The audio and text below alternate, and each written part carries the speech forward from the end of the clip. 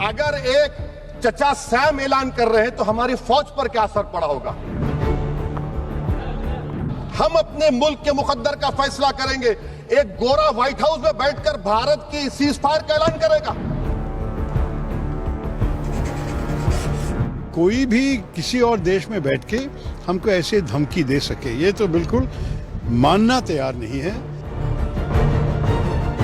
भारत अपने किसानों के, पशुपालकों के और मछुआरे भाई बहनों के हितों के साथ कभी भी समझौता नहीं करेगा। और मैं जानता हूं व्यक्तिगत रूप से मुझे बहुत बड़ी कीमत चुकानी पड़ेगी, लेकिन मैं इसके लिए तैयार हूं।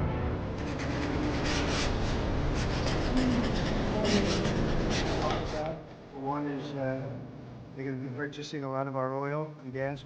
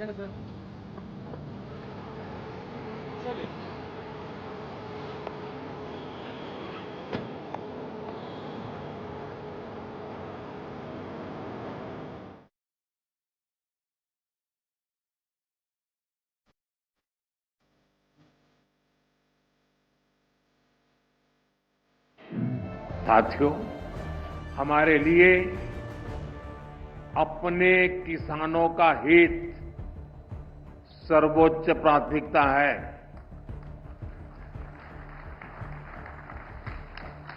भारत अपने किसानों के, पशुपालकों के और मछुआरे भाई बहनों के हितों के साथ कभी भी समझौता नहीं करेगा।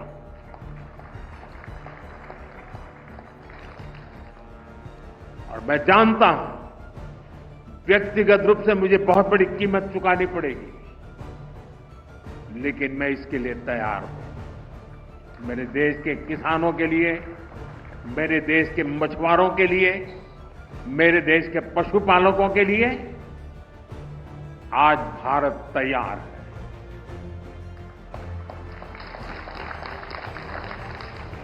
किसानों की आय बढ़ाना, खेती पर खर्च कम करना, आय के नए स्रोत बनाना, इन लक्ष्यों पर हम लगातार काम कर रहे हैं। साथियों, हमारी सरकार ने किसानों की ताकत को देश की प्रगति का आधार माना है।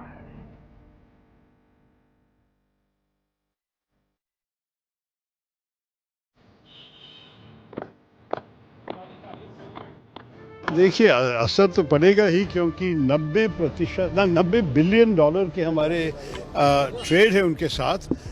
और अगर आप सोचिए कि अभी हर चीज़ 50% ज़्यादा महंगा होगा, तो खरीदने वालों भी सोचेंगे कि भारतीय चीज़ों को क्यों खरीद ले। और आप देखिए कि हमारे जो कंपेटिटर्स हैं, जिस देशों से इस किस्म की चीज़ें अमेरिका को भेजा जा रहा है, जैसे कि वियतनाम, इंडोनेशिया, पाकिस्तान, बांग्लादेश भी, चाइना भी हमसे अगर कम है, तो आप सोच लीजिए कि नेचुरली उनके चीज़ों अगर कम महंगे हैं तो भारत की चीज़ बिक नहीं जाएगी अमेरिकन मार्केट में। दूसरी चीज़ जो अन्याय है, ये जो एक्स्ट्रा 25% जो ऐड किया, जो ट्रंप ने कल बताया था, ये है क्योंकि हम रशिया से पेट्रोलियम प्रोडक्ट्स, नेचुरल गैस और ऑयल खरीद रहे हैं, लेकिन चाइना हमसे करीब डबल रशिया से खरीद रहे हैं। और उनको 90 दिन दिया गया है, हमें सिर्फ 3 हफ्ते दिया गया है। ये सब मैं अगर सोचूं तो इसमें कुछ दूसरा इशारा है, दूसरा कोई संदेश मिल रहे हैं वॉशिंगटन से, जिसके बारे में हमारी सरकार को समझ के जवाब देना चाहिए। अगर ऐसे वो लोग करेंगे तो हम भी अमेरिकन एक्सपोर्ट्स पे 50% की टैरिफ हमारे तरफ से भी लगाना चाहिए। ये नहीं है कि कोई भी किसी और देश में बैठ के हमको ऐसे धमकी दे सके, ये तो बिल्कुल मानना तैयार नहीं है। और मेरे ख्याल में हर भारतवासी कहेंगे कि इस विषय पे हम सब एक हैं। आपको महत्वपूर्ण बात कहा कि 50% भारत को भी रेसिप्रोकल टैरिफ लगाना चाहिए। रेसिप्रोकल तो उनका ही लफ्ज है, वो खुद कह रहे हैं कि रेसिप्रोकल है। हम जब उनके ऊपर नहीं दे रहे हैं, मेरे ख्याल में हमारे जो टैरिफ्स है जिसके खिलाफ ट्रम्प साहब शिकायत कर रहा है, हमारे तो एवरेज टैरिफ्स अमेरिकन गुड्स पे 17% है। तो अगर आप सोचेंगे कि 17% के बदला वो लोग 50 कर रहे हैं, तो हम क्यों 17 पे रुके? हम भी 50 तक कर सकते हैं। मैं नहीं चाहता हूं कि हम अननेसेसरी झगड़े में जाए। ये तो एक बहुत अच्छा रिश्ता था और मेरे ख्याल में स्ट्रेटेजिक पार्टनरशिप की बातें भी हुई हैं। क्वाड में हम एक साथ हैं, I2U2 में हम एक साथ हैं। बहुत सारे वर्किंग ग्रुप्स के भीतर AI पे, डिफेंस पे, कई विषय पे चर्चा अभी भी चल रही है। तो मैं नहीं चाहूँगा कि सिर्फ ट्रेड पे पूरा रिश्ता को खराब कर दे, लेकिन हमारी तरफ से कोई नहीं चाहते हैं कि इस किस्म की बर्बादी हो जाए हमारे रिश्ते में। उनके तरफ से ये आया है तो उनको पूछना पड़ेगा, क्या do they not value our relationship? क्या भारत उनके लिए अगर महत्वपूर्ण नहीं है तो वो हमारे लिए क्यों महत्वपूर्ण होगा?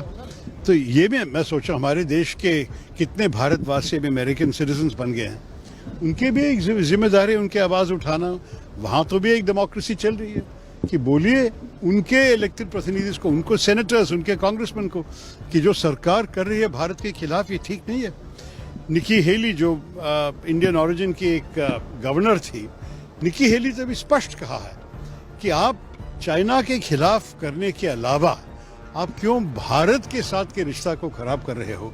मेरे ख्याल में इसी संदेश सारे इन्फ्लुएंशियल भारतवासी देने चाहिए। ये है मेरे इंडिया को भी अपना टैरिफ बढ़ा देना चाहिए। क्या आप मानते हैं इंडिया को भी अपना टैरिफ बढ़ा देना चाहिए?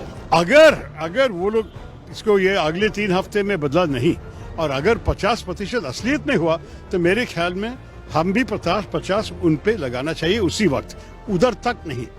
हम तो धमकी देने वाले देश नहीं है, लेकिन जो लोग हम पे किया तो रेसिप्रोकल हम भी करने जानते हैं।